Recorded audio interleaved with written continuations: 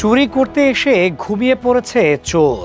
রাতের আধারে চুরির উদ্দেশ্যে ঘরে ঢুকলেও সব পরিকল্পনা কাটায় কাটায় মিলিয়ে উঠতে পারেনি এই চোর। ভাইরাল একটি ভিডিওতে দেখা যায় ঘুম ঘুম চোখেই পিট পিট করে তাকিয়ে আছে চোর। হ্যাঁ, এমনই অদ্ভুত ঘটনা ঘটেছে কুমিল্লার একটি বাড়িতে। পরিকল্পনা ছিল রাতে চুপি চুপি ঢুকবে, সবাই ঘুমালে হাত সাফাই করবে, তারপর সটকে পড়বে। কিন্তু সেই মিশন গিয়ে শেষ হলো গভীর ঘুমে। চোরটি রাতে বাড়িতে ঢোকার পর দেখতে পায় একজন সদস্য তখনও জেগে আছেন।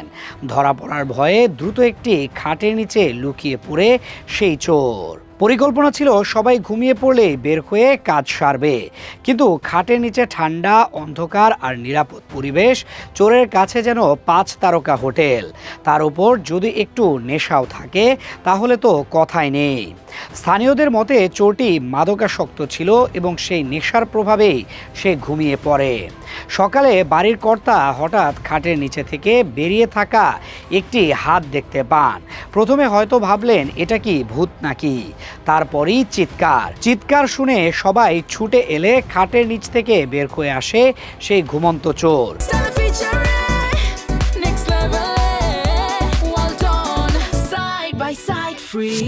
চোখে তখনও ঘুম, মুখে বিভ্রান্তি, যেন সে নিজেই বুঝতে পারছে না সে চুরি করতে এসেছিল নাকি ঘুমাতে।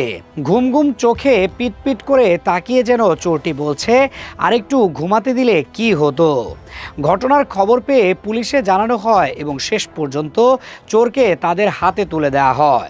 তবে এই ঘটনাটি ইতোমধ্যেই সামাজিক মাধ্যমে ভাইরাল হয়ে গেছে। মানুষ যেমন অবাক হয়েছে তেমনি হাসতেও বাধ্য হয়েছে এই অদ্ভুত ঘটনায়। মজার ব্যাপার হলো, এমন ঘটনা শুধু বাংলাদেশেই নয়, এর আগে ভারতের লখনৌ এবং কর্ণাটকেও একই ধরনের ঘটনা ঘটেছে, যেখানে চোররা চুরি করতে গিয়ে ক্লান্তি বা নেশার কারণে ঘুমিয়ে পড়েছিল।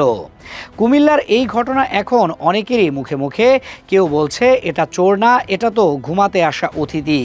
আবার কেউ বলছে এত আরামদায়ক ঘুম হলে চুরি কে করে।